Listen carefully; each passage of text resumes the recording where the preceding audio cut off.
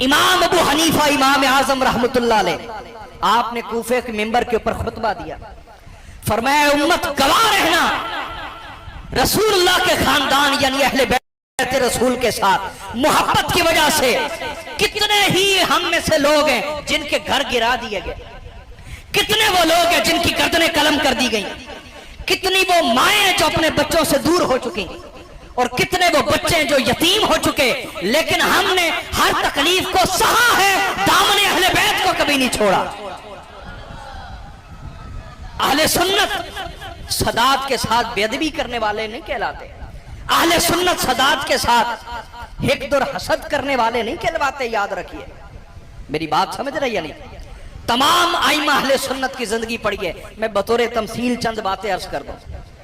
हजरत इमाम अबू हनीफा रहमतुल्लाह अलैह इमाम आजम है, अहले सुन्नत में माने जाते हैं। इतने बड़े इमाम होने के बावजूद अहले बैत के 9 इमामों के आगे घुटने टेक के बैठे और उनसे फैज लिया 9 अहले बैत के इमामों से। और जब इमाम जाफर सादिक अलैहिस्सलाम की खिदमत में पहुंचे तो फरमाने लगे, लौला सनतान लहलकन नुअमान, अगर मेरी जिंदगी में 2 साल ना होते जो मैंने इमाम जाफर सादिक से फैज लिया है तो अबू हनीफा कब से हलाक हो चुका होता। कहा मैं अगर आज बचा हुआ हूं, मेरा ईमान बचा हुआ है, तो वो अहले बैत के फैज की वजह से बचा हुआ है, वो उनकी तवज्जुहात की वजह से बचा हुआ है। और इमाम अबू हनीफा रहमतुल्लाह अलैह जब बैत करने की बारी आई तो बैत किसकी की? हाँ, इमाम अबू हनीफा रहमतुल्लाह अलैह ने बैत हजरत इमाम जैद के हाथों पर की। इमाम जैद बेटे हैं हजरत इमाम ज़ैनुल आबिदीन के, इमाम हुसैन के पोते हैं। और इमाम जैद के बारे इमाम जाफर सादिक फरमाते, जो इल्म अल्लाह ने इमाम जैद को दिया है वो अहले बैत में किसी को नहीं दिया।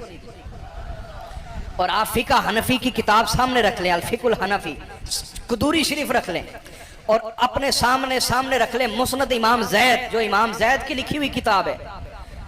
इमाम जैद की लिखी हुई जो किताब है किबला सदात मौजूद है, मुस्नद इमाम जैद, वो पूरी किताब जो आप लेके आए हैं उसमें जितनी हदीस लाए हैं वो बयान करते हैं कि मैंने अपने वालिद इमाम ज़ैनुल आबिदीन से सुना, उन्होंने अपने वालिद गिरामी इमाम हुसैन से या अपने ताया जान इमाम हसन से सुना, उन्होंने अपनी वालिदा गिरामी सैयदा फातिमा से या वालिद गिरामी हजरत मौला अली अल मुर्तजा से सुना, उन्होंने रसूलुल्लाह से सुना।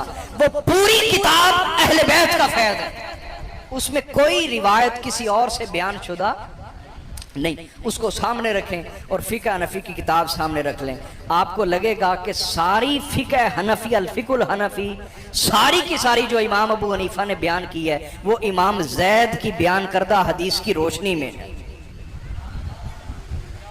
ये उनकी मोहब्बत अहले बैत के साथ। और जब इमाम जैद लड़ने के लिए मैदान में आए हिशाम बिन अब्दुल मलिक के खिलाफ, तो जानते हैं इमाम अबू हनीफा ने क्या फतवा दिया?